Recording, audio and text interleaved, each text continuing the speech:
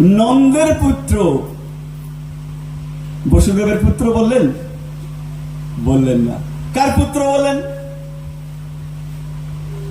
নন্দের পুত্র। আচ্ছা, তফাৎটা কি? নন্দের পুত্র আর বসুদেবের পুত্রের মধ্যে তফাৎটা কি? কৃষ্ণ তো একটাই।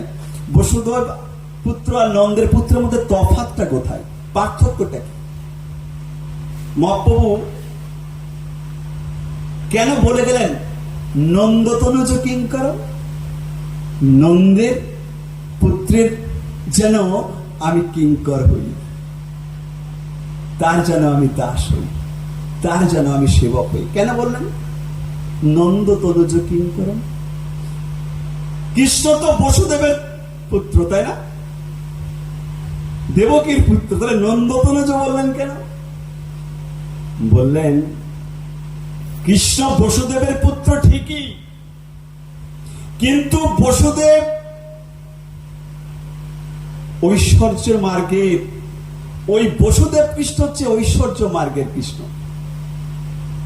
আর নন্দতনুজ হচ্ছে গিয়ে প্রেম মার্গের কৃষ্ণ, মাধুর্য।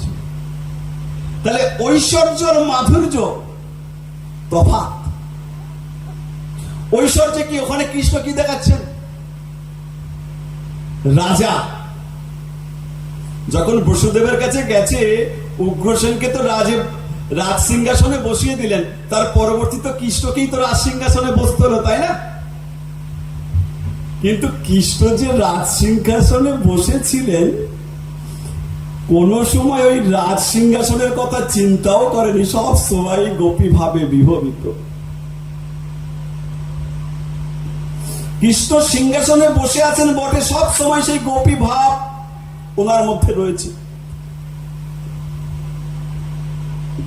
একদিন রাজসভায় সকলে বসে আছে, উদ্ধব কৃষ্ণের মতো অ্যাজ ইট ইজ দেখতে, উদ্ধবকে হাতটা ধরে কৃষ্ণ ঘরে নিয়ে এলেন।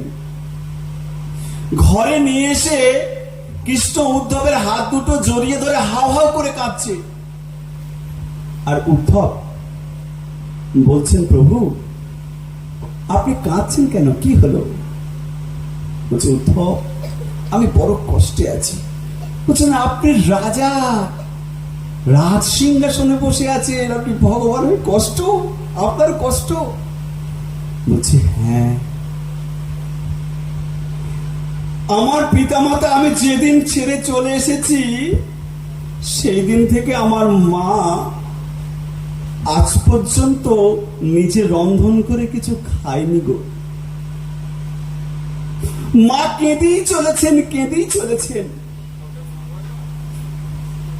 পিতা আজ পর্যন্ত, কথা বলো না, পিতা আজ পর্যন্ত আমার পিতা কোন গৃহ কার্য করে নাই, তারা শুধু কেঁদেই চলেছে। আর গোপীদের কথা তো কি বলবো, আমার তাদের জন্য কষ্ট সর্বদাই। তখন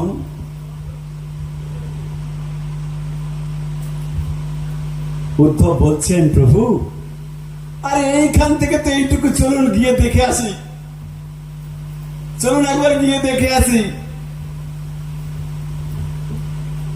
বলছে, না আমি যেতে পারবো না, তুমি যাও। বলছে, আমি যাবো? বলছে, হ্যাঁ কেন, আপনি চলুন, আপনার এত কষ্ট, আমি গিয়ে। বলছে, না তুমি গিয়ে খবর জেনে এসো, আমি তোমাকে চিঠি লিখে দিচ্ছি, তুমি নিয়ে যাও। বলছে, প্রভু আপনি যাবেন না কেন? আপনি যাবেন না কেন, আমাকে পাঠাচ্ছেন?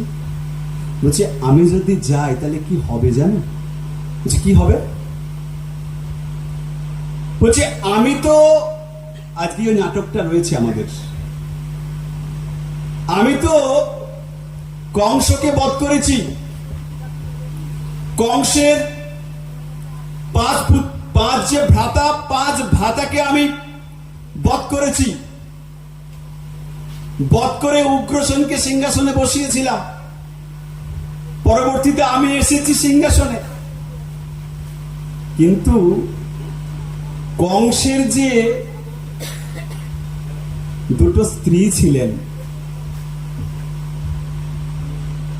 কংসের শ্বশুরের নাম কি প্রভু? জরাসন্ধ, তাই না?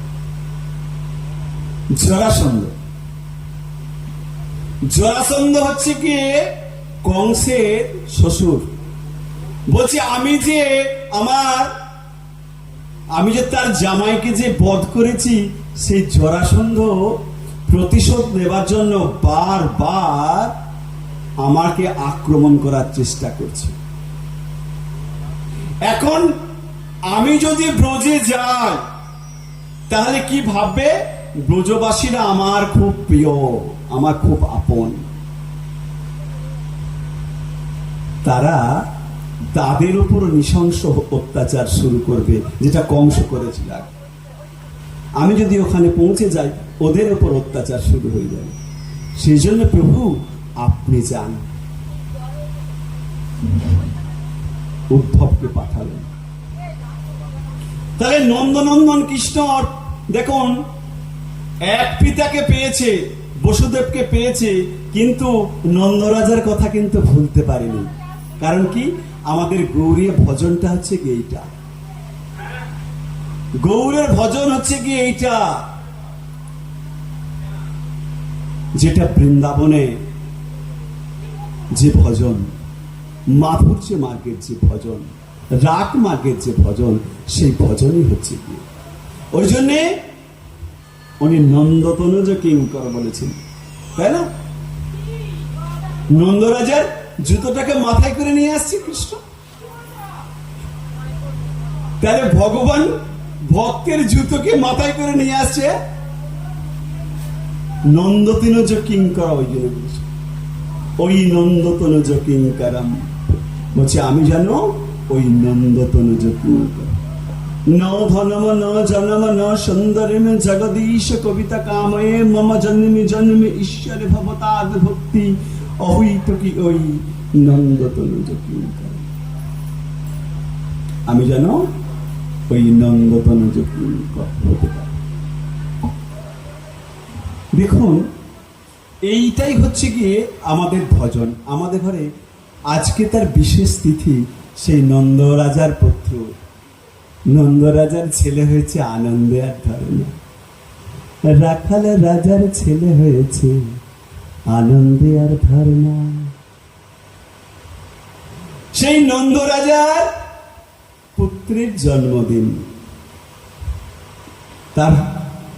তার জন্মদিন তাহলে কেমন ভাবে পালন করা উচিত, যেটা মহাপ্রভু ভগবান নিজেই এসে বলে দিলেন তার কিঙ্কর তিনি। তো প্রভু রয়েছেন, প্রভু পাঠ করবেন, ওনার শ্রীমুখ থেকে আমরা একটু শ্রবণ করবো। বাঞ্ছা কল্পতরুভ্যশ্চ কৃপা সিন্ধু ভয়েব চ পতিতা